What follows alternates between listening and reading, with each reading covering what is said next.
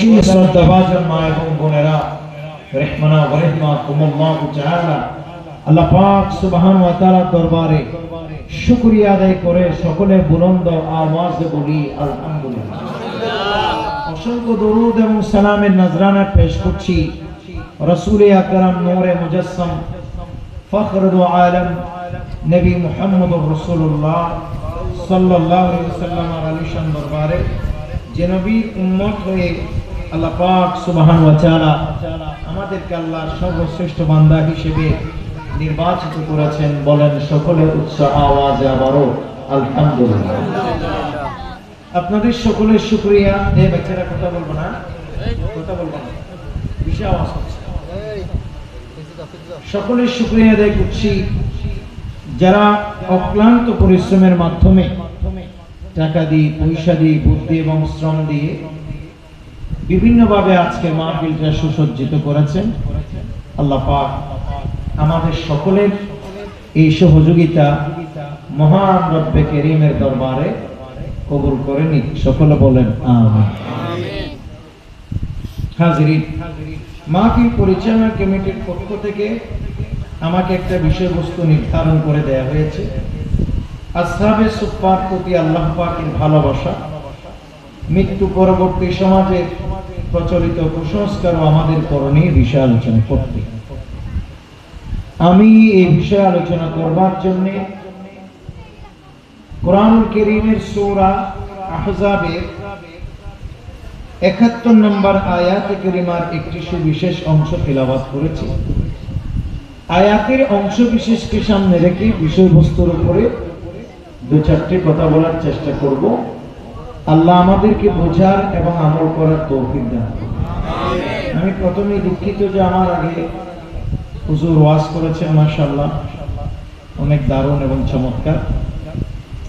সময় আরো বেশি দেওয়া দরকার ছিল হুজুরকে, কিন্তু আমারও ব্যস্ততা আছে এবং আমাদের এগুলো তো শিডিউল অনেক আগ থেকে লেখাজোকা, এখানের ভিতরে অনেক বড় একটা প্রবলেমও আজকে হয়ে গেছে। যাক, সেটার কারণ আপনাদের এখানে সমস্যা হয় নাই, সমস্যা অন্য মাহফিলে হয়েছে। আমি রিমন আমাকে গিয়ে দাওয়াত দিছে, আল্লাহ কি মসজিদ, দাওয়াতটা আমি লিখে ফেলছি 14 তারিখ। ওকে আমি যে কার্ড দিছি, কার্ডে 12 তারিখ লিখছি, আমার ডায়েরিতেও পাইছি কয় তারিখ, 14 তারিখ। আমার হিসাবে মাহফিল পরশু, কিন্তু দেখলাম যে না, এটা আমার মিস্টেক হয়েছে। আমি আবার সব জাস্টিফাই করে এই দেখলাম যে এটা আমার ভুল হয়েছে, মাহফিল আমার ডাবল হয়ে গেছে। তো যার ফলে আমি এসার পরে আমার শিডিউল, আমি শিডিউল মতোই আসছি। তো সেই জন্য তবুও যদি সময় থাকলে হুজুরকে আরো কিছু সময় দিলে এটা বেশি প্রয়োজন এবং দরকার ছিল। তাই আমি বলবো যে সুযোগ থাকলে এরকম বড় বুজুর্গ আলেম ওলামা যারা আছে, ওনারা তো উস্তাদুল ওলামা, ওনাদেরকে ব্যাপক সময় দিয়ে আলোচনা করতে দেওয়া উচিত, যাতে করে আমরা উপকৃত হই। আল্লাহ পাক হুজুরের ইলমে আমলে, আমাদের সকলের ইলমে আমলে হায়াতে উপরন্ত বারাকা নসিব করুন। জুড়ে বলেন আমিন। আপনারা কি বিরক্ত হচ্ছেন? একটু সামনে আসেন ভাই, আপনি একটু সামনে আসেন তো, সুন্দর করে বসেন। হ্যাঁ, আমি সুন্দর করে না বসলে কথা বলতে পারেন। আসেন একটু সামনে, সুন্দর করে বসেন। এটা একটা মনে করবেন যে এটা একটা এলম শিক্ষার আসর, এটা একটা ক্লাস। তো যাই হোক, আল্লাহ পাক সুবহানাহু ওয়া তাআলা কোরআনুল কারীমের যে আয়াতের অংশ বিশেষ আমি তেলাওয়াত করেছি, প্রথমে আমরা দেখব যে এই আয়াতে আল্লাহ কি বলছেন। আল্লাহ পাক সুবহানাহু ওয়া তাআলা বলছেন, আউযু বিল্লাহি মিনাশ শাইতানির রাজীম। ওয়া মান ইউতি'ইল্লাহা ওয়া রাসূলাহু فقد فاز فوزا عظيما। একটু জোরে বলুন সুবহানাল্লাহ। আল্লাহ পাক সুবহানাহু ওয়া তাআলা বলেন, যারা আল্লাহ এবং রাসূলের ইতাআত করে, যারা আল্লাহ এবং রাসূলের কথা অনুযায়ী চলে, তারাই হলো তারাই মহান সাফল্য অর্জন করেছে। উচ্চ আওয়াজ বলুন সুবহানাল্লাহ। আল্লাহ পাক সুবহানাহু ওয়া তাআলা বলেন, যারা আল্লাহ এবং রাসূলের ইতাআত করে, যারা আল্লাহ এবং নবী করিম সাল্লাল্লাহু আলাইহি ওয়াসাল্লামের অনুকরণ করে, তারাই হচ্ছে সবচেয়ে বড় সফলকাম। কথা বলেন ঠিক কিনা? সবচেয়ে বড় সফলকাম কে? যে আল্লাহ এবং রাসূলের কথা মোতাবেক চলে। সুবহানাল্লাহ বলেন।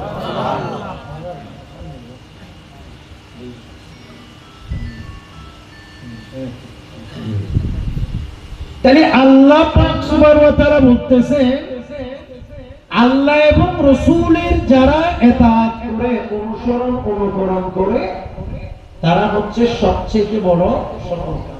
কথা বলেন ঠিক কিনা? ঠিক।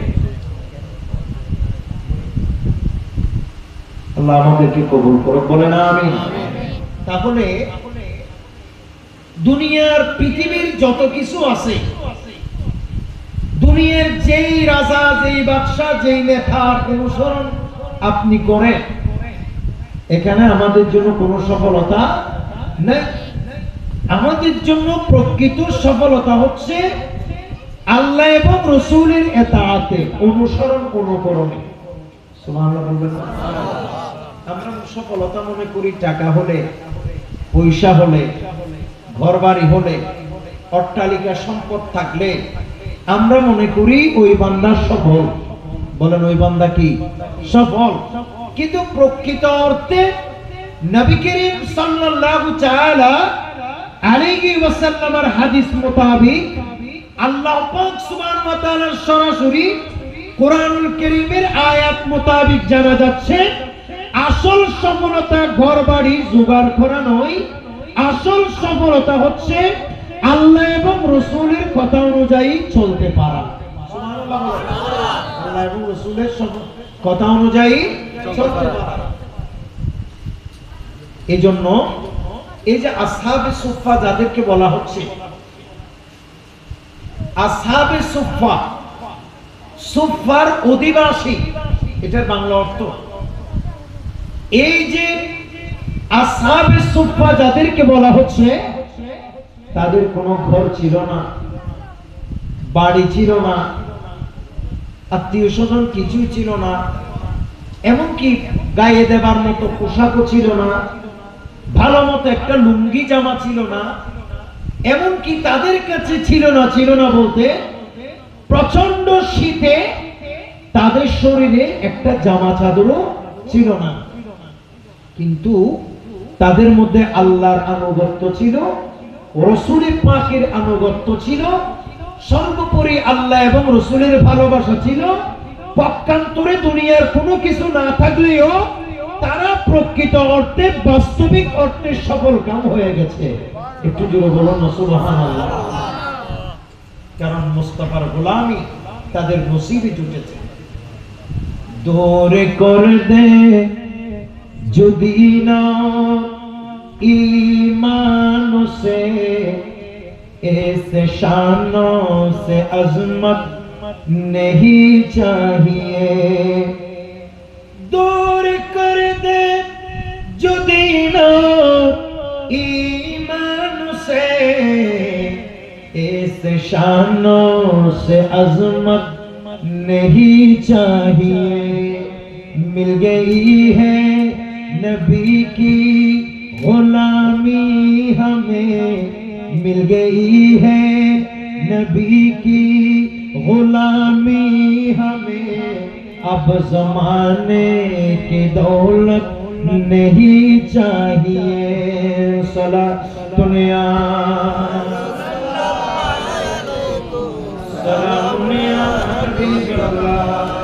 नसीमा जा निबे बतिया गुज़र कौन ज़िया अलम मुस्तफारा खबर कौन सरा दुनिया।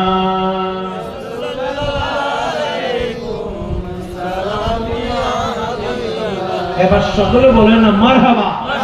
খেয়াল করেন, তৎকালীন মদিনা শরীফে মদিনাতুল মুনাওয়ারায় যখন কেবলা সকলের কেবলা ছিল কোন দিকে?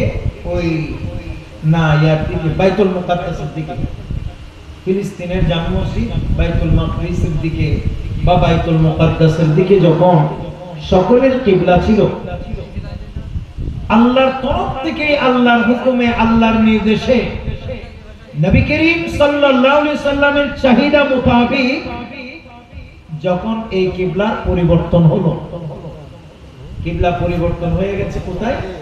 ওই ওদিকে আপনার প্রথমে ছিল যে বাইতুল মুকাদ্দাস, এখন হয়ে গেছে কোথায়? মক্কাতুল মুকাররমায় মসজিদে হারামে। কথা বলেন ঠিক কিনা? তো সেই সময় যে জায়গায় বাইতুল মুকাদ্দাস থাকাকালে, যেই জায়গায় বাইতুল মুকাদ্দাস কিবলা থাকাকালে যেই জায়গায় মিহরাব ছিল বা মিম্বর ছিল, ওই জায়গাকে বলা হতো সুফা। বলেন ওই জায়গাকে কি বলা হতো? সুফা। তো ইত্তো বছরে তো নবী করিম সাল্লাল্লাহু আলাইহি ওয়াসাল্লামের দোয়ার বদান্যতায় আল্লাহর হাবিব সাল্লাল্লাহু আলাইহি ওয়াসাল্লামের হৃদয়ের মনসা মোতাবেক আল্লাহ পাক সুবহানাহু ওয়া তাআলা তো কিবলা পরিবর্তন করে দিলেন। বাইতুল মাকদিস থেকে মসজিদে হারামের দিকে হয়ে গেল। বাইতুল মাকদিস ফিলিস্তিনের সেই জামে মসজিদ থেকে মক্কাতুল মুকাররমার ওই মসজিদে হারামের দিকে যখন হয়ে গেছে, ওই সেই যেই সুফা যেই জায়গায় আগে যেখানে মিম্বর কিংবা মিহরাব ছিল, সেই জায়গাটার মধ্যে নবী করিম সাল্লাল্লাহু আলাইহি ওয়াসাল্লামের কিছু গরীব সাহাবায়ে কেরাম বসবাস করতেন।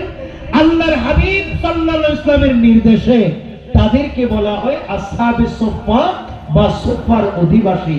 একটু জোরে বলুন সুবহানাল্লাহ। তাদেরকে বলা হয় আসহাবে সুফা। তারা কয়জন ছিলেন এ ব্যাপারে বিশদ বর্ণনা পাওয়া যায়।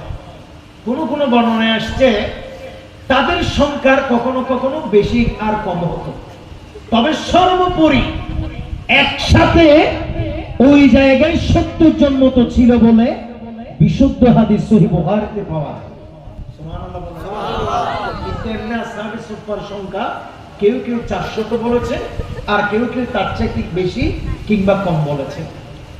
প্রিয় ভাইরা আমার, নবী করিম সাল্লাল্লাহু তাআলা আলাইহি ওয়াসাল্লামের প্রখ্যাত সাহাবী সাইয়্যিদুনা আবী হুরায়রা রাদিয়াল্লাহু তাআলা তিনি হাদিস বর্ণনা করছেন, রাআইতু সাবঈনা মিন আহলিস সুফা মা মিনহুম রাজুলুন আলাইহি রিদাউন ইম্মা ইজার ওয়া ইম্মা কিসাউন قد ربطوه في أعناقهم فمنها ما يبلغ نصف الساقين ومنها ما يبلغ كعبين فيجمعوه بيده كراهية أن ترى عورته। উচ্চ আওয়াজ বলুন সুবহানাল্লাহ। নবী করিম সাল্লাল্লাহু তাআলা আলাইহি ওয়াসাল্লামের সাহাবী সাইয়্যিদুনা আবী হুরায়রা রাদিয়াল্লাহু তাআলা তিনি বলেন, আমি আমার চক্ষু দিয়ে ওই যে আসহাবে সুফা তথা সুফার অধিবাসীগণকে দেখেছি একসাথে 70 জন। সুবহানাল্লাহ। কয়জন? 70 জন। আমি একসাথে 70 জন সুফার অধিবাসীকে আমি একসাথে দেখেছি।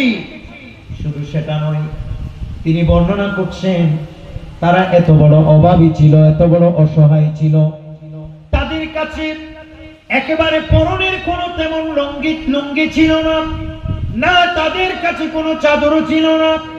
এমনকি নবী করিম সাল্লাল্লাহু তাআলা আলাইহি ওয়াসাল্লাম যার কাছে একটা কাপড় ছিল সেটাকে 2 টুকরা করে 2 জন সাহাবী ভাগ বন্টন করেছে। আমরা দেখেছি কোন সময় ওই কাপড় দিয়ে শরীরের পুরো অংশ ঢাকতো না, কখনো পেট দেখা যাইতো, কখনো পিঠ দেখা যাইতো, এমনকি কখনো কখনো পায়ের গিরা দেখা যাইতো। এভাবে কখনো কখনো এই কাপড় এত বেশি কাটো ছিল যে এদিকে তুললে এদিকে খাটো হয়ে যাইত, এদিকে তুললে ওদিকে খাটো হয়ে যাইত। এমনকি তারা অনেক সময় তাদের চটর পর্যন্ত খুলে যাইত, যার ফলে তারা ওই জায়গায় নিজের হাত দিয়ে ঢেকে রাখত। আল্লাহর নবী এই গরীব সাহাবায়ে কেরাম, সবাই বলেন কি সাহাবায়ে কেরাম? গরীব। নবীজির এই গরীব সাহাবায়ে কেরাম ছিল না তাদের কোনো ঘর, ছিল না তাদের কোনো বাড়ি, ছিল না তাদের কোনো সম্পদ, ছিল না তাদের কোনো জামা কাপড়। কথা কি বুঝতেছে?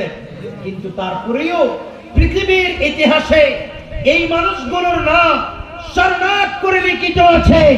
পৃথিবীর ইতিহাসে এই মানুষগুলোর নাম স্বর্ণাক্ষরে করে লিখিত আছে, কারণ তাদের কাছে সম্পদ না ছিল, তাদের কাছে ঘর বাড়ি না ছিল, তাদের কাছে ছিল না কোনো জামা কাপড়, কিন্তু আল্লাহ এবং রাসূলের ইতাআতে তাদের কমতি ছিল না, যার ফলশ্রুতিতে আল্লাহ পাক সুবহানাহু ওয়া তাআলা তাদের ইজ্জত এবং সম্মান বহু গুণে বুলন্দ করেছে। একটু জোরে বলুন সুবহানাল্লাহ। এইজন্য নবী করিম সাল্লাল্লাহু আলাইহি ওয়াসাল্লামের ইতাআত করাটাই হচ্ছে সবচেয়ে আসল। বলেন না ঠিক কিনা? নবীর ইতাআত ছাড়া, নবীজির অনুসরণ ছাড়া, নবীজির অনুকরণ ছাড়া আল্লাহ পর্যন্ত পৌঁছার কোনো সম্ভাবনা নাই, কোনো সুযোগ নাই। জাতীয় কবি কাজী নজরুল ইসলাম এভাবে বলেছেন কথাটা, রাসূল নামে রশি ধরে যেতে হবে খোদার ঘরে। একটু জোরে বলেন সুবহানাল্লাহ। রাসূল নামে রশি ধরে, রশি মানে বুঝছে এখানে গরু বাঁধে যে রশি, এই রশি না, রাসূল মানে সুন্নতে রাসূল বুঝাইছে। সুবহানাল্লাহ বলবেন না? রাসূল নবী করিম সাল্লাল্লাহু আলাইহি ওয়াসাল্লামের ইশককে বুঝাইছে, অর্থাৎ নবীর ইশক ছাড়া, নবী করিম সাল্লাল্লাহু আলাইহি ওয়াসাল্লামের অনুসরণ ছাড়া, আমার নবীর সুন্নাহর অনুকরণ ছাড়া আল্লাহ পর্যন্ত পৌঁছার কোনো সুযোগ নাই। কথা বলেন, কোনো সুযোগ নাই। রাসূল নামে রশি ধরে যেতে হবে খোদার ঘরে, নদী তরঙ্গে যে পড়েছে ভাই, নদী তরঙ্গে যে পড়েছে ভাই, দরিয়াতে সে আপনি মিশে, হযরতকে ভালোবেসে আল্লাহকে যে পাইতে চায়। সালাতুন ইয়া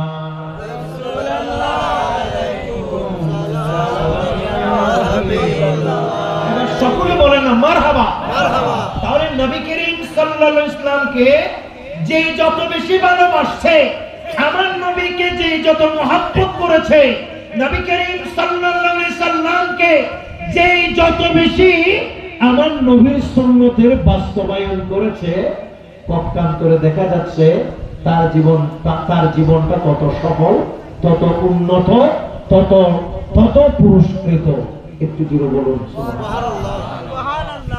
এই যে আমরা জশ্নে জুলুস করছি, কথা বলেন ঠিক কিনা? আমরা মিলাদুন নবী, ঈদ মিলাদুন নবী পালন করছি কি জন্য? এগুলো কি নবীর সাথে দুশমনি না মুহাব্বত? যারা বলেন দুশমনি না মুহাব্বত? মুহাব্বতে অনেক দলিল আছে, কোরআন হাদিসে অনেক দলিল আছে, জুলুসের দলিল আছে, ঈদ মিলাদুন নবীর দলিল আছে। কিন্তু এমনিতে বাহ্যিক দৃষ্টিকোণে আপনি যখন বিবেচনা করবেন একজন শিক্ষিত পার্সন হিসেবে, দেখবেন যে মুহাব্বত করার জন্য কোনো দলিল প্রমাণ লাগেই না। কিন্তু এই মুহাব্বত, আমাদের এই মুহাব্বতকে, আমাদের এই ভালোবাসা, আমাদের জশ্নে জুলুসকে, আমাদের ঈদ মিলাদুন নবীকে প্রশ্নবিদ্ধ করবার জন্য, এগুলিকে বানচাল করবার জন্য একটি বিরাট একটি পক্ষ উঠে পড়ে লেগেছে। কথা বলেন ঠিক কিনা? বড় আফসোস, বড় আক্ষেপে সাহাবায়ে কেরাম পরে থাকছে আমার নবীর দরবারে। এত বেশি কাপড়ের সংকট, আসহাবে সুফার অধিবাসীদের কথা বলছি, এত বেশি কাপড়ের সংকট, এদিকে তুললে পায়ের দিক থেকে তুললে কখনো উপরে উঠে যাচ্ছে, নিচের দিকে নামাইলে কখনো চতর করে যাচ্ছে, এইরকম অভাব। আমি শুধু সফরের কথা বলছি। একজন পুরুষের সতর থেকে কষ্ট, হাঁটু থেকে নাভি, এই পরিমাণ জামা কাপড়ও তাদের ছিল না। এমনকি যখন নিচের দিকে উঠে গেলে কিংবা নিচের দিক থেকে উপরের দিকে উঠে গেলে ওই জায়গায় হাত দিয়ে ঝাঁপিয়ে রাখতেন এবং উপর থেকে নিচে নামাই দিলে উপরে যেই জায়গা দেখা যাইতো সেই সতরটা হাত দিয়ে ঢেকে রাখতেন। এটা ছিল নবীজির সাহাবায়ে কেরাম তথা আহলে সুফফার বাস্তবতার অবস্থা। একটু জোরে বলবেন না সুবহানাল্লাহ। কি জন্য থাকছেন আমার নবীর কদম পাশে? মুহাব্বত। সুবহানাল্লাহ বলেন না। কি জন্য থাকছেন? মুহাব্বত। ওনারা বলছে মিল গई है नबी की गुलामी हमें अब जमाने की दौलत नहीं चाहिए। যেখানে মুস্তাফার গোলামি আমাদের কিসমতে জুটে গেছে, সেখানে আবার কিসের আমাদের এই দুনিয়াদারি, কিসের ধন দৌলত? একটু জোরে বলুন না সুবহানাল্লাহ। নবীজি সাহাবায়ে কেরাম একটা হাদিস লক্ষ্য করে, তিনারা কত বড় অবস্থায়, কত বড় ভয়ঙ্কর অবস্থায় তিনারা ছিলেন, একটু খেয়াল করেন। নবীজির সাহাবী হযরত আবু হুরায়রা রাদিয়াল্লাহু তাআলা বলছেন, তিনার আসহাবে সুফফার যত হাদিস আছে বেশিরভাগ হাদিস হয়তো আবু হুরায়রা নয়তো আব্দুল্লাহ ইবনে মাসউদ রাদিয়াল্লাহু তাআলা আনহু। সুবহানাল্লাহ বলবেন না? কারণ এই দুইজনেই 70 জনের একজন, দুইজনেই 70 জনের ভিতরে ছিলেন। সুবহানাল্লাহ বলবেন না? সাইয়েদনা আবু হুরায়রা রাদিয়াল্লাহু তাআলা বলতেছে ক্বালা, তিনি বলতেছেন ইন্নান নাসা ইয়াকুলুনা আকসারা আবু হুরায়রা। তিনি বলছেন অনেক বেশিরভাগ মানুষে বলে যে আবু হুরায়রা রাদিয়াল্লাহু তাআলা অনেক বেশি হাদিস জানে। সুবহানাল্লাহ সুবহানাল্লাহ। এগুলো কে বলতেছে? আবু হুরায়রা নিজে বলতেছে, মানুষে বলাবলি করে আমি আবু হুরায়রা বেশি নাকি কি জানি, হাদিস জানি, বেশি কি জানি, হাদিস জানি। এমনি তো হাদিসের সংখ্যা বেশি লক্ষ্য করা যায় বিশুদ্ধ বর্ণনা অনুযায়ী।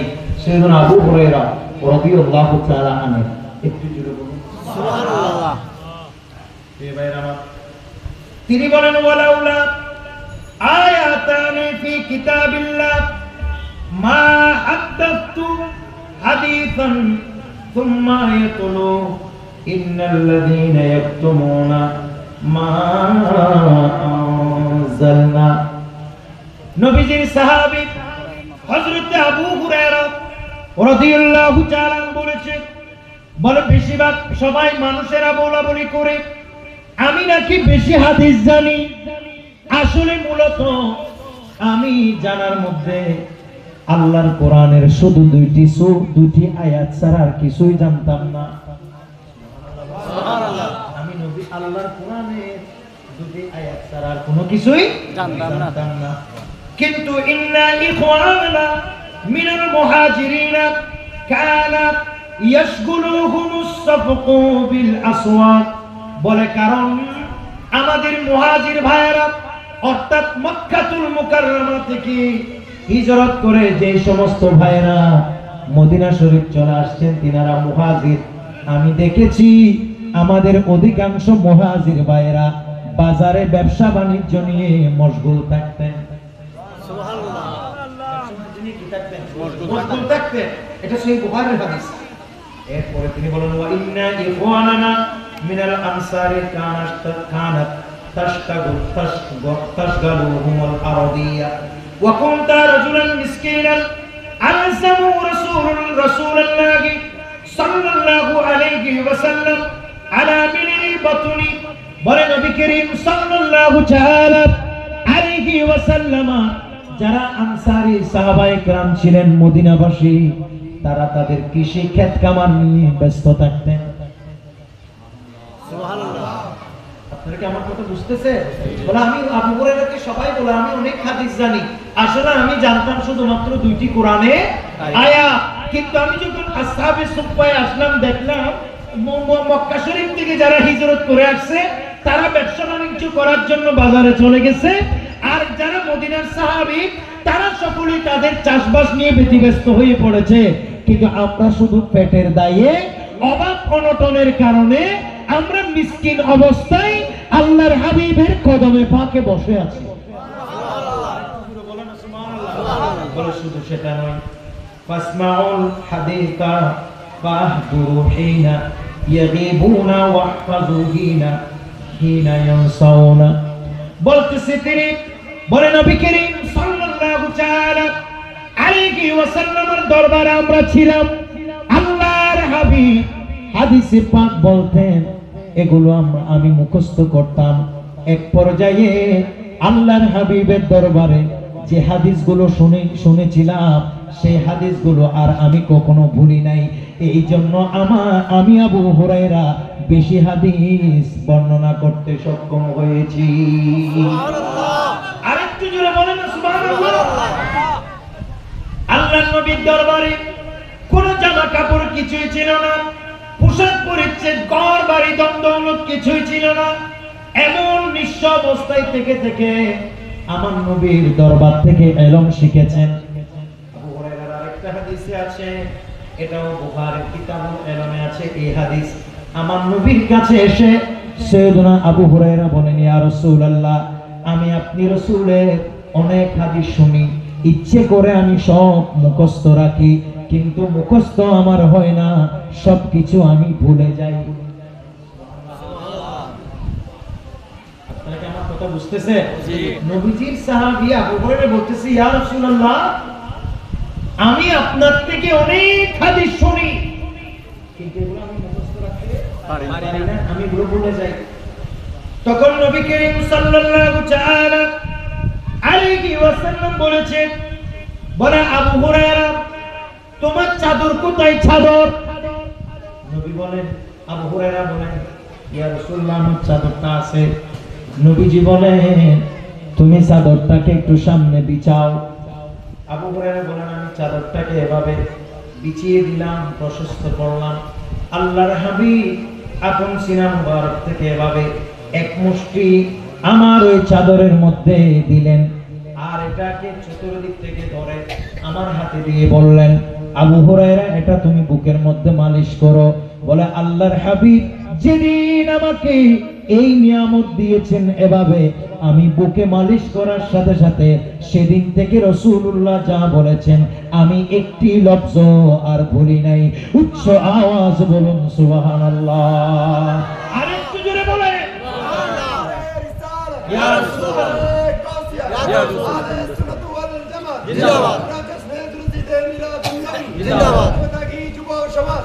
সকলে বলেন মারহাবা।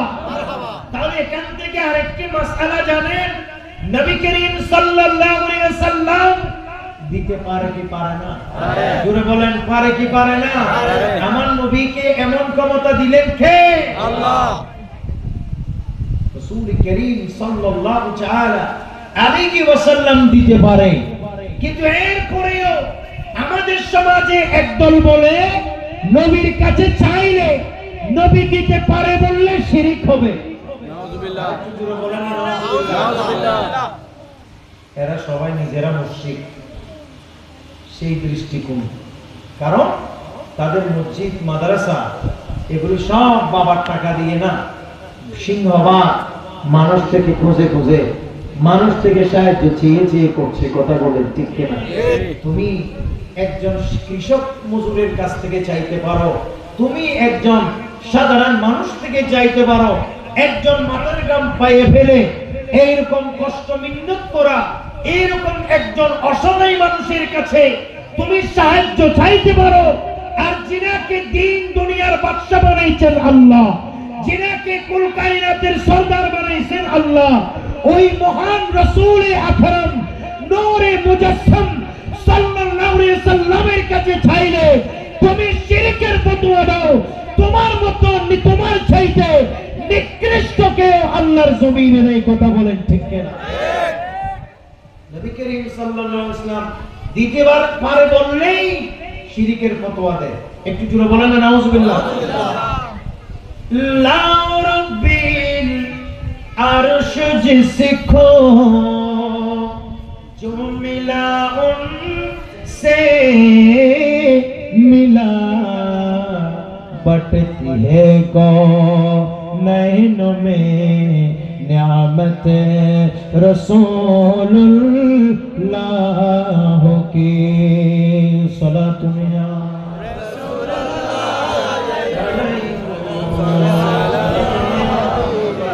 এবার সকলে বলেন না মারহাবা মারহাবা।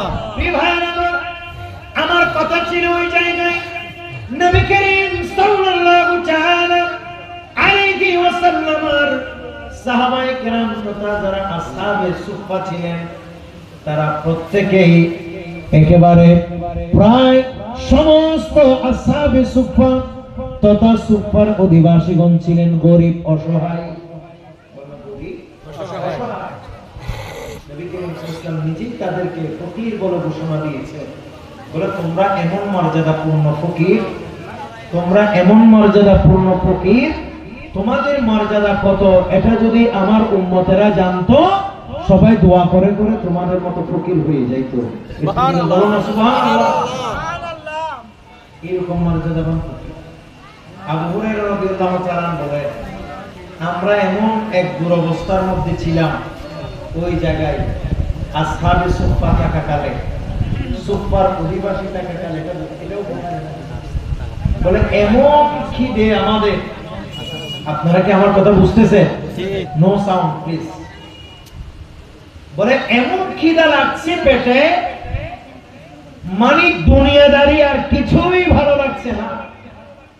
শেষ পর্যন্ত মসজিদ থেকে বের হয়ে তিন পথের রাস্তায়, তিন পথের মোড়ে, যেটাকে আমরা ত্রিমোহনী বলি, তিন রাস্তার মোড়ে গিয়ে বসে থাকলাম, কারণ প্রচন্ড ক্ষুধা।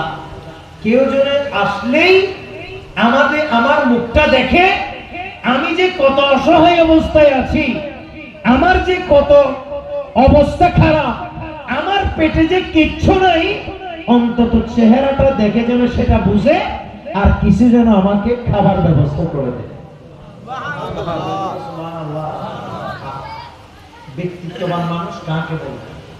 ব্যক্তিত্ববান তো তারাই যারা পেটের ক্ষুধা থাকার পরেও মানুষের কাছে হাত না পেতে আল্লাহর কাছে সাহায্য কামনা করে। সুবহানাল্লাহ। এটাই ব্যক্তিত্ব। এই ব্যক্তিত্ব আমাদের ধরে রাখতে হবে। মানুষের কাছে হাত পাতা এটা কখনো ব্যক্তিত্বের মধ্যে পড়ে না। কোন সময় বাচ্চা শ্বশুর বাড়ি থেকে, ছেলে শ্বশুর বাড়ি থেকে মুহররমের খাবার আসবে, কুরবানের সময় গরু আসবে, ছাগল আসবে, দ্বিতীয় পরবর্তী বছর রান আসবে, না দিলে বউর উপর নির্যাতন করবে, নিপীড়ন করবে, বলবে সবাই সবার বউয়েরা তাদের পরিবার থেকে এটা আনছে সেটা আনছে, তুমি কি আনছো, তুমি ঘরে গিয়ে বলো আমাকে এটা দিতে সেটা দিতে। এই যে এই জাতীয় চিন্তা ভাবনা, এগুলি কখনো একজন ব্যক্তিত্ববান মানুষের মধ্যে পড়ে না। এগুলো খুব নিকৃষ্ট এবং ছোট খাটো মানসিকতা। হ্যাঁ, কেউ হাদিয়া তোহফা দিলে সেটা নিতে পারে, কিন্তু তার মানে চেয়ে নেয়া, না দিলে নির্যাতন করা, এটা ছোট মানসিকতা, এটা এক প্রকারের নিকৃষ্টতম মানসিকতা। কথা বলেন ঠিক কিনা? প্রিয় ভাইরা আমার, আল্লাহর প্রিয় নবীর সাহাবী হযরত আবু হুরায়রা, কি নাম বললাম? আবু হুরায়রা রাদিয়াল্লাহু তাআলা, তিনি ওই তিন রাস্তার মোড়ে গিয়ে বসে থাকলেন, কেউ আসছে কিনা, অথচ পেটের ক্ষুধার যন্ত্রণা, প্রচন্ড অবস্থা খারাপ, ভয়াবহ। ইত্যবসরে তিনি দেখতে পেলেন হযরত সৈয়দনা সিদ্দিক আকবর তিনার দিকে আসলেন। চক্ষু লজ্জায় শরমে মুখে বলতে পারছিল না, হুজুর আমি অনেক বড় অভাবে আছি, আমাকে কিছু খাবারের ব্যবস্থা করে দেন। এটা বলতে পারছে না, শুধু চুপচাপ বসা থেকে দাঁড়িয়ে বললেন, হুজুর আমি একটা আয়াতের তাফসীর বুঝছি না, দয়া করে আল্লাহর কোরআনে একটি আয়াতের তাফসীর আমারে বলে দে। কিছু বলতে পারছে না, শরমে মিনের মধ্যে চোখ সরম, মাতন কি সরম, চোখ সরম। ইমানদারের এই লজ্জা, যার ইমানের প্রখরতা যত বেশি তার চক্ষু লজ্জা তত বেশি। বেঈমানের মুনাফিকের কখনো চক্ষু লজ্জা থাকে না। এজন্য ভাই ভাইকে জবে করে দিতে পারে, ভাই ভাইকে চোখে চোখে দেখে গালিগালাজ করতে পারে, ভাই ভাইকে চোখে চোখে দেখে অনিষ্ট করতে পারে, একজনের হক আর একজনে মেরে দিতে পারে। এগুলি কেন? ঈমান যত দুর্বল সে জুলুমের দিক দিয়ে তত বেশি এগিয়ে, আর যার ঈমান যত সবল তার চক্ষু লজ্জা তত বেশি। সে বলে যে খাইলে খাক, তারপরও আমি কিছু বলতে পারবো না, কারণ আমার চক্ষু লজ্জা আছে। একটু জোরে বলুন সুবহানাল্লাহ। এটা ঈমানদারের আরেকটা বৈশিষ্ট্য। আল হায়াউ শুবাতুন মিনাল ঈমান। হাদিসে পাক আসছে এই লজ্জাশীলতা ঈমানের অংশ বিশেষ, অঙ্গ বিশেষ। প্রিয় ভাইরা আমার, সাইয়েদুনা আবু হুরায়রা কথা বললেন সিদ্দিক আকবরের সাথে। তিনি খুব একটা বুঝতে পারলেন না, চলে গেলেন। বেচারা এখনো পেটের ক্ষুধায় চটপট করছেন। ইত্য বছরে আসলেন হযরত ওমর ইবনুল খাত্তাব রাদিয়াল্লাহু তাআলা। উমর আসার পরেও তিনি চক্ষু লজ্জায় বলতে পারছিল না, আই উমর, আমি একটু কষ্টে আছি, পেটে প্রচন্ড ক্ষুধা, এটা বলতে পারছে না। তিনাকেও আল্লাহর কোরআনের একটা তাফসীর জিজ্ঞেস করলেন। সুবহানাল্লাহ বলেন। কোরআনের আয়াত জিজ্ঞেস করতেছেন। হযরত উমরও চলে গেলেন। তিনি খুব ব্যথিত অবস্থায় বসে আছেন। ইত্য বছরে দেখা যায় ইমামুল আম্বিয়া রাহমাতুল লিল আলামিন নবী মুহাম্মদুর রাসূলুল্লাহ সাল্লাল্লাহু তাআলা আলাইহি ওয়াসাল্লাম চলে আসলেন। হযরত সিদ্দিক আকবর আসলেন, ফারুক আযম আসলেন, চলে গেলেন।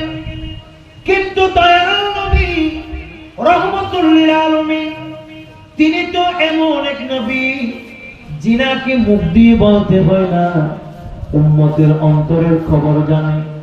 সুবহানাল্লাহ।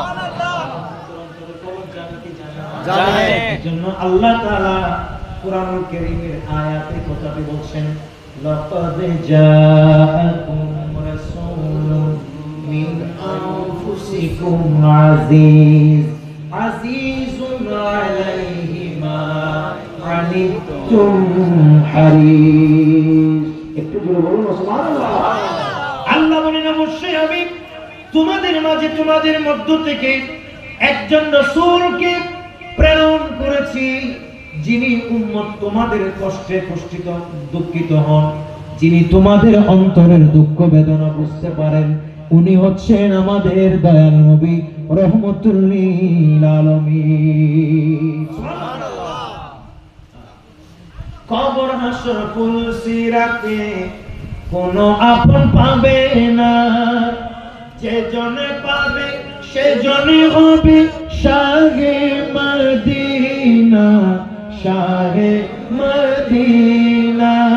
কবর হাসর ফুলসিরাতে কোন আপন পাবে না, যে জনে পাবে সে জনে হবে শাহে মদিনা, শাহে মদিনা।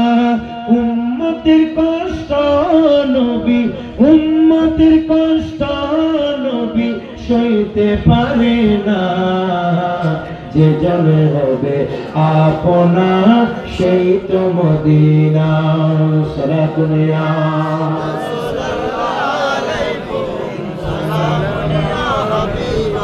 এবার সকলে বলেন না মারহাবা।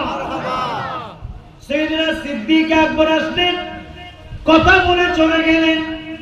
উমর ইবনুল খাত্তাব আসলেন, কথা বলে চলে গেলেন। এবার আসলেন দয়াল নবী রাহমাতুল লিল আলামিন। মুক্তি কিছু বলে নাই, কোনো কিছু জিজ্ঞেস করে নাই, উম্মতের চক্ষু দেখে হৃদয়ের খবর বলে দিলেন। আমার নবী বললেন, আবু হুরায়রা প্রচন্ড বুঝি ক্ষুধায় কষ্ট পাচ্ছ, আসো একটু আমার ঘরে, কিছু দুধ আছে, ওই দুধগুলো পান করো। আল্লাহর নবী আবু হুরায়রাকে নিয়ে গেলেন ঘরে। কথা বলেন, কোথায় নিয়ে গেলেন? ঘরে। ঘরে যাওয়ার পরে আমার নবী ছোট্ট একটি দুধের পাত্র রেখে বললেন, আবু হুরায়রা এখানে দুধ আছে, আর খাবার আগে আসহাবে সুফফা সবাইকে ডেকে নিয়ে আসো। সুবহানাল্লাহ। আবু হুরায়রা একটু মনে কষ্ট পেল, বলেন যা আয় কি দেয় মরা যায় দুই আর নবী এই সামান্য দুধ এই নয় বললে ডাকে আবার আসহাবে সুফফার ব্যাগ বড় বলে দরবারে সুবহানাল্লাহ বললেন না। কোন কোন বর্ণনায় আসছে 350 জন সেই সময় ওই জায়গায় উপস্থিত ছিলেন। একেবারে বিশুদ্ধ বর্ণনায় পাওয়া যাচ্ছে 70 এর বেশি নবী করিম সাল্লাল্লাহু আলাইহি সাল্লামের সাহাবী ওই দুধগুলো খাবার জন্য আমার নবী আহ্বান করছে। রাসূলুল্লাহ বলছেন, আবু হুরায়রা তুমি পান করার আগে এই বাকি যে আসহাবে সুফফাগণ আছে তাদেরকে আগে পান করাই দাও। একটু জোরে বলুন না সুবহানাল্লাহ। তাদেরকে আগে কি করাই দাও? পান করাই দাও। একটা পাত্র থেকে সবাই চমক চমক পান করছে। ছোট্ট একটা পাত্র, একটা গ্লাস, এটা থেকেও যদি এই বোতল এত বড় নয় হাদিসে পাকের ভাষ্য অনুযায়ী, এটা আরো ছোট্ট একটা পাত্র এবং তলার মধ্যে কিছু দুধ দেখা যাচ্ছিল মাত্র। আর আমার নবী সমস্ত সাহাবায়ে কেরামকে ওই জায়গা থেকে আবু হুরায়রা রাদিয়াল্লাহু তাআলা আনহুকে দিয়ে সবাইকে চুমুক ভরে ভরে দুধ পান করাইছে। সুবহানাল্লাহ। এটা থেকে যদি 70 জন পান করে এক ডুক এখানে 70 ডুক হবে না। কথা বলেন হবে না। আর লিটার 70 জন পান করতে পারবে না। কিন্তু নবী করিম সাল্লাল্লাহু আলাইহি ওয়াসাল্লামের সাহাবায়ে কেরামদেরকে চুমুক ভর্তি করে করে আবু হুরায়রা দুধ পান করাইলেন। আর মনে মনে চিন্তা করতেছে না, আয় মনে করছিলাম যে অনুবিদ্যা দুধ তিন আয় হে পেটটা করাইও, এখন তো আর নবী একটু ব্যাগ গুণের বাদ দিয়ে তুলছি, একটু ডর করে সুবহানাল্লাহ বলেন না। হযরত আবু হুরায়রা সবাইকে দুধ পান করাইলেন। এবার আল্লাহর নবী বললেন, আবু হুরায়রা তুমি পান করো। একটু জোরে বলেন না সুবহানাল্লাহ। সবার মতো করে তিনিও পান করলেন। নবী বললেন, আবু হুরায়রা তুমি আরো পান করো। তিনি আবার দুধ পান করলেন। আমার নবী বলেন, আবু হুরায়রা তুমি আরো পান করো।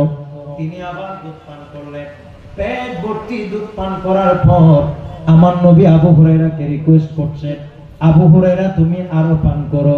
তিনি বলছেন, ইয়া রাসূলুল্লাহ আমার পেটে দুধ পান করার মতো আর কোনো জায়গা নাই। উচ্চ আওয়াজ বলুন সুবহানাল্লাহ। আল্লাহর নবী সাহাবী অপারগতা প্রকাশ করলেন, বললেন, ইয়া রাসূলুল্লাহ ইয়া হাবিবাল্লাহ নবী আমি আর দুধ পান করতে পারবো না, কারণ আমার পেটে আর জায়গা নেই। বলেন আল্লাহু আকবার। আল্লাহর নবী সমস্ত সাহাবায়ে কেরামদেরকে দুধ পান করানোর পর আবু হুরায়রা বললেন, ওই পাত্রে যে দুধ ছিল ওই দুধ বরাবর রয়ে গেছে। আরেকটু জোরে বলেন না সুবহানাল্লাহ। এখান থেকে বেশ কিছু মাসআলা মুহাদ্দিসিনে কেরাম ইস্তেমবাদ করছে। তন্মধ্যে উল্লেখযোগ্য হলো একজনের খাওয়ার পানি কিংবা একজনের খাবারের অবশিষ্ট খাবার এটা আরেকজনের জন্য শিফা। মুমিনের খাওয়া পানি আর এক মুমিনের জন্য কি শিফা। সুবহানাল্লাহ বলবেন না। এখন তো আমরা গ্লাসের মধ্যে কেউ পানি খাইলে যেই কাপ আমরা গ্লাসে পানি তো ফেলে দিই গোটা গ্লাস সহ ধুয়ে ফেলি। কথা বলেন ঠিক কিনা? অথচ হাদিসে পাক আসছে সূরুল মুমিনিন শিফাউন। আমার নবী বলেন সূরুল মুমিন যেটা মুমিনের উচ্ছিষ্ট, যেটা মুমিনের খাবার, এটা অপর মুমিনের জন্য শিফা, এটা অপর মুমিনের জন্য রোগ বিমার আরোগ্যের ওসিলা। একটু জোরে বলুন সুবহানাল্লাহ। এইজন্য আগেকার দিনে ছাত্ররা, মাদ্রাসার ছাত্ররা উস্তাদের পান খাওয়ার জন্য হাত দিয়ে থাকতো। কথা বলেন ঠিক কিনা? উস্তাদের কি শুধু পান না, উস্তাদের খাওয়া অবশিষ্ট পানি পান করার জন্য ছাত্ররা লাইন দিয়ে থাকতো। আগেকার দিনে আমরা দেখেছি উস্তাদের খাবার যেই প্লেটে খেয়েছে সেখানে যেই উৎকৃষ্ট থাকতো, ছাত্ররা সেটা খাওয়ার জন্য উদ্গ্রীব হয়ে থাকতো, প্রতিযোগিতা করত। একটু জোরে বলুন না সুবহানাল্লাহ। উস্তাদের খাবার যারা এগুলো খাইছে তারা বারাকা পাইছে, তারা রোগের শিফা পাইছে, সর্বোপরি তারা বড় আলেম হইছে, যোগ্য মুফতি হইছে, মুহাদ্দিস হইছে। একটু জোরে বলুন না সুবহানাল্লাহ। এই আদব কায়দা আছে? এখন আমরা মাদ্রাসায় পানি টানি কে গ্লাস রাখলে কোন একটা ছাত্র ওকে যদি বলে ধরো পানি পানি হ ইতে হুজুরের পানি ফেলায় গলা সাবান দিয়ে ফেলাই, এটা আম্মা এসে দিয়ে দে কি আর খাইয়া পানি না খাইছে না মাত্র ঠিক না বেটি? আদব কায়দা নাই, কথা বলে না ঠিক কিনা? আমাদের অনেক মুরব্বী উস্তাদ ছিলেন, পান খাইতেন, ওনার পান বেশি চাবাইতে পারতেন। আমার এখনো মনে আছে, আমার এক উস্তাদ হুজুর আল্লামা সলিমউদ্দিন হায়দার রাহমাতুল্লাহ অনেক বড় আলেম, যিনি ওজানে ওয়ালে হাজি জবজাউ তো মদিনা নাম লিখছেন, যিনি সোনার মদিনা প্রাণের মদিনা নাম লিখছেন। আরেকজন ছিলেন এই আপনার ফটিকছড়ি আব্দুল মালিক, মুফতি আব্দুল মালিক হুজুর আল্লামা আব্দুল মালিক হুজুর, অনেক শরীফ, অনেক মানে একজন মুহাক্কিক বড় বুজুর্গ আলেম ছিলেন, মুফতি ছিলেন। তো ওনারা দাঁত না থাকার কারণে বৃদ্ধ বয়সের ছাত্র আমরা ওনারা পান বেশি চাবাইতে পারতেন না। আমরা ছাত্ররা ক্লাসে আমি একটু হুজুরের খেদমতে নিয়োজিত থাকতাম, সবসময় হুজুরের খেদমত করার চেষ্টা করতাম।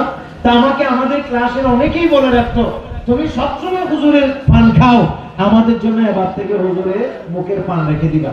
আমি অনেক ছাত্রের এই রিকোয়েস্ট নোট করতে অনেক সময় হুজুরে যে পান ফেলে দিত সেটা আমি কাগজ ভর্তি করে রাখতাম, আমাদের বন্ধুদেরকে খাওয়াইতাম। যাদেরকে আমি পান খাওয়াইছি এরকম অনেকেই এখন এক একটা মাদ্রাসার কেউ মুহাদ্দিস হইছে, কেউ মুফতি হইছে, কেউ জগৎ বিখ্যাত ওয়াইজ হইছে, কেউ বড় বড় আলেম হইছে। একটু জোরে বলুন না সুবহানাল্লাহ। শিফা বলেন, এগুলোর ভিতরে কি শিফা? কিন্তু আমরা মনে করতেছি এগুলো রোগ না, এগুলো খাওয়া যাবে না, কোন থেকে রোগ আছে এটা তোমার থেকে পার হবে না, পার হয় না, কোনো রোগ পার হয় না। রোগদাতাকে আল্লাহ, শিফা দাতাও কে আল্লাহ, কোনো রোগ পার হবে না। আল্লাহ যেন আমাদেরকে বুঝার তৌফিক দান করুন। আরেকটু জোরে বলেন না আমিন। এজন্য বললাম নবী করিম সাল্লাল্লাহু আলাইহি ওয়াসাল্লামের সম্মানিত সাহাবায়ে কেরামগণ, আসহাবে সুফফার এই অধিবাসীগণ, ওনারা আল্লাহর হাবিবে পাক সাগিবে লাউলাকের কদম মুবারকে ছিলেন। তাদের উদ্দেশ্য ছিল একটাই, এখান থেকে ইলম শিখবে, আমার নবীর সোহবতে থাকবে, আল্লাহ এবং রাসূলের অনুসরণ অনুকরণ শিখবে, জীবনে মানুষের মতো মানুষ হবে, সফলতার মতো সফলতা লাভ করবে। ঠিক এই তারা যা চেয়েছে তা পেয়েছে। একটু জোরে বলুন সুবহানাল্লাহ। তারা যা চেয়েছে তা পেয়েছে। আজ গোটা হানাফি মাযহাবে অধিকাংশ মাসআলা নির্গত হয়েছে রাসূল করিম সাল্লাল্লাহু আলাইহি ওয়াসাল্লামের প্রখ্যাত সাহাবী হযরত আব্দুল্লাহ ইবনে মাসউদ রাদিয়াল্লাহু তাআলা এর বর্ণিত হাদিস থেকে। সুবহানাল্লাহ বলুন। নবীজির এত বড় একজন মুফতি ছিলেন সাহাবায়ে কেরামের মাঝে, তিনিও এরকম ছিলেন। কি রকম? ওই ঘরবাড়ি ছাড়া, কি রকম? একেবারে কাপড় চোপড় এত বেশি ছিল না, অভাব অনটন অসহায় দুর্বল অবস্থায় আমার নবীর দরবারে কখনো খেয়েছে, কখনো না খেয়ে দিনের পর দিন পার করেছে। এইভাবে দিনাতিপাত করে তারা জীবনে পৃথিবীর ইতিহাসে স্বর্ণাক্ষরে তাদের নাম লিপিবদ্ধ হয়ে গেছে। একটু জোরে বলুন সুবহানাল্লাহ। সুতরাং শুধু সুন্দর জামা কাপড় পরলাম, দাড়ি রাখলাম, শুধু মুসলমান পরিচয় দিলাম, ব্যবসা নিয়ে চললাম, তাহলে এটা সফলতা নয়। জীবনের প্রত্যেকটি পদক্ষেপে নবী করিম সাল্লাল্লাহু আলাইহি ওয়াসাল্লামের সুন্নতে রাসূলের বাস্তবায়ন করা, সুন্নতে রাসূলকে অনুকরণ করা, এটার নাম হলো মুহাব্বত, এটার নাম হলো ইশকে রাসূল, এটার নাম হলো ফাযা ফাওজান আযীমা, এটার নাম হলো সবচেয়ে বড় সাফল্য। একটু জোরে বলুন না সুবহানাল্লাহ। নবী সাল্লাল্লাহু আলাইহি ওয়াসাল্লাম বলছে যে মান আহাব্বা সুন্নতি ফাকাদ আহাব্বানি, বলে যে এই ব্যক্তি আমি নবীর সুন্নতকে ভালোবাসে সে প্রকৃতপক্ষে আমি রাসূলকে ভালোবাসে।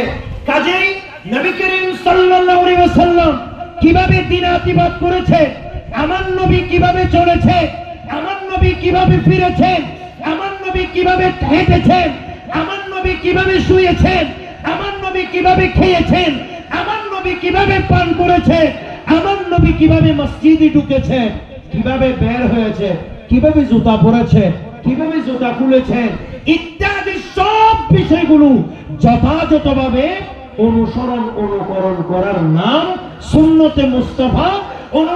অনুকরণ করার নাম হলো আমার নবীর অনুসরণ অনুকরণ করার নাম হলো মুহাব্বত। একটু জোরে বলুন সুবহানাল্লাহ। আরো জোরে বলুন সুবহানাল্লাহ। সমাজে নবীর সুন্নতের কোনো গুরুত্ব আছে? নাই। বিশেষ করে মানুষ মরলে দেখা যায়, বিয়ে শাদী হইলে দেখা যায়, বিয়ে মুসলমানের বিয়ে, বিশেষ করে আমাদের চট্টগ্রামের অঞ্চলের যে বিয়ে এবং চট্টগ্রাম অঞ্চলের যে মানুষ মারা গেলে যে সমস্ত কুসংস্কার আমাদের চোখের সামনে পরিলক্ষিত হয়, এগুলো অত্যন্ত লজ্জাজনক এবং বিশ্রী। এগুলোর সাথে দিন ধর্মের অধিকাংশের সাথে দিনের কোনো সম্পর্ক নাই। যেমন কথার কথা, আমরা ফাতিহা করি মানুষ মারা গেলে কয়দিন? 4 দিনে। জোরে বলেন কয়দিন? কিন্তু আপনি বেশিরভাগ জায়গায় দেখেন 7 দিনে পড়ে না, 5 দিন। কথা বলেন ঠিক কিনা? অথচ এটা আব্দুল হক মুহাদ্দিসে দেহলভী, আব্দুল আজিজ মুহাদ্দিসে দেহলভী থেকে শুরু করে ভারত উপমহাদেশের বড় বড় আইম্মায়ে কেরাম এই ফতোয়া দিয়েছেন যে মানুষ মারা গেলে পরিবারের সদস্যরা তারা শোক পালন করবে 3 দিন। 4th দিনের দিন মাইয়তের জন্য সামর্থ্য অনুযায়ী ইসালে সওয়াব করবে। একটু জোরে বলেন না সুবহানাল্লাহ। কয়দিনের দিন? 4 দিনের দিন। 4 দিনের দিন কেন? বলে 4-এর সাথে ইসলামের ব্যাপক সামঞ্জস্যপূর্ণ। কারণ ইসলামের প্রথম ইসলামের আসমানি প্রধান আসমানি কিতাব হলো 4টি, তাওরাত, জাবুর, ইনজিল, কোরআন।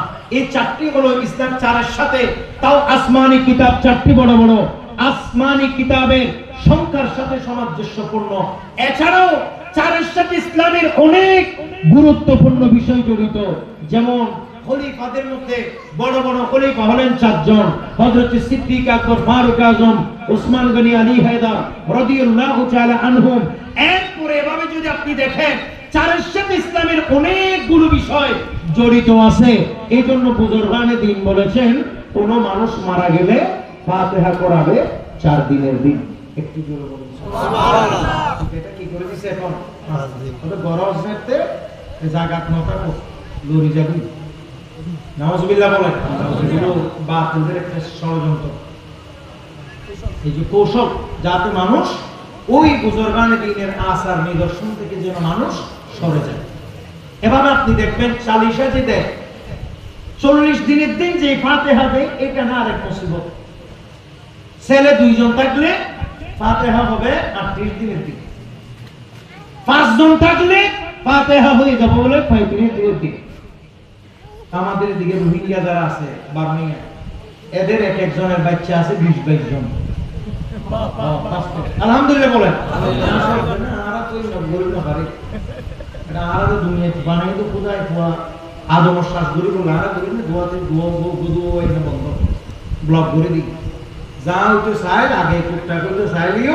এখন সিজার টিজার বলি বন্ধ করে দিই, ডাক্তারে শিখে দিই সিজার দৌড় গেলে আর লন মজে এটাও বুঝে গিয়ে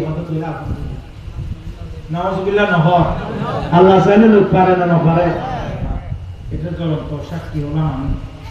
ডাক্তারের একটা নিয়ম কি, বাচ্চা একটা যদি সিজারে হয় পরেরটাও কি হবে? সিজারে। আলহামদুলিল্লাহ আমার এই বাচ্চা হওয়ার পর ডাক্তার জুলুম করে সিজার করছে। একবার সিজার হয়েছে, পরে আবার সিজার করতে হয়েছে। ওখানে নাকি রুইনে কি রাখি দিছে। এটা আমি ছেলে ডাক্তার না মামলাই করতে পারতাম, কিন্তু আল্লাহর উপর ছেড়ে দিছে। পরে আলহামদুলিল্লাহ বছর 1.5 পরে আমার আরেকজন সন্তান ঘরে এমন নরমালে হইল, এটা বলার অপেক্ষা রাখে না। এর পরবর্তীতে আরো আমার 3 জন বাচ্চা হয়েছে অত্যন্ত সুন্দরভাবে ঘরে নরমাল ডেলিভারিতে। আলহামদুলিল্লাহ।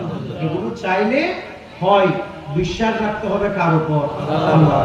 ইয়া তারা হাসপাতাল যেদিন পয়বে ফেরাতে সে এদিন তুমি বউরে সিনে দিয়ে ডাক্তার হবে সূর্য আসি ক্লিনিকও যাইবে না মাথা ঠিক নেবে ঠিক ডাক্তারের যেদিন দল লাগাই দেয় কথা বলে তোমার অবস্থা বহুত খারাপ তোমার তো 4 দিন আগে ভর্তি হয়ে যাবো করিব না মাথা ঠিক নেবে ঠিক 4 দিন আগে কি জন্য করবো এই কথা ক্লিয়ার করে কি করে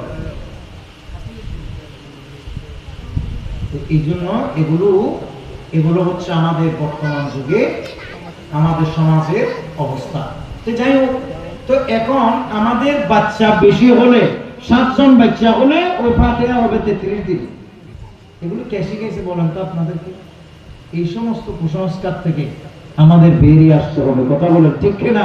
বুজুর্গানে দ্বীনের পদ্ধতি হলো ফাতিহা হবে 40 দিন, কারণ 40 এর সাথে ইসলামের ব্যাপক সম্পর্ক। যেই ব্যক্তি 40 দিন পর্যন্ত একটানা নামাজ আদায় করবে ও তাকবীরে উলার সাথে, হাদিসে পাকের কোন বর্ণনায় আছে তার কবরে কোনো আযাবই হবে না। এমনকি হাদিসের অনেক জায়গায় আছে যেই ব্যক্তি 40 দিন আল্লাহর ইবাদত রিয়াজত করবে, আল্লাহ পাক সুবহানাহু ওয়া তাআলার একজন আবেদ বান্দা হিসেবে তিনি পরিগণিত হয়ে যাবে। সুবহানাল্লাহ। এগুলো 40 দিনের দিনে নামাজ দিয়ে করে কুয়া দুয়া কমে গেছে, তাইলে 38 দিন হলো কি 3 তাইলে 37 দিন, 4 তাইলে 36 দিন। এই সমস্ত বুকাস এগুলিকে বলা হয় কুসংস্কার। এগুলির সাথে দ্বীনের কোনো সম্পর্ক এরকম অনেক মানুষ মারা গেলে সব কাপড় দিয়ে ফেলতে হবে, ঘর থেকে বাইরে করে গেলে সবকিছু, কথা বলে ঠিক কিনা? সব কিছু বের করে ফেলে ফের আগুন মানে না নাউযুবিল্লাহ আস্তাগফিরুল্লাহ সুবহানাল্লাহ নাউযুবিল্লাহ। এটা তো কুফরি কথা, এগুলো তো কুফরি। এই জন্য এই সমস্ত কথার সাথে দ্বীনের কোনো সম্পর্ক নাই। এই জন্য আমি যে কথা বললাম, মানুষ মারা গেলে সব দিতে হবে না, যেটা দরকারি, যেটাতে কোনো অসুবিধা হচ্ছে, যেটাতে ময়লা লাগছে, যেটা দোয়া দরকার সেটা দিতে হবে, আর বাকি কিছু দিতে হবে না। আমার আব্বা যখন মারা গেল, পাড়ার মহিলারা সব আসি ঘর থেকে চাই দিনে দিন বিয়ার কি বাইরে বেরিয়ে ফেলে আরোগ্য মাত্র আরোগ্য আমাদের স্কুলের ডেরাবার যা আছে কিন্তু ওদিন কিনলে আমাদের ফ্যান থাকবে পুরান করিব না,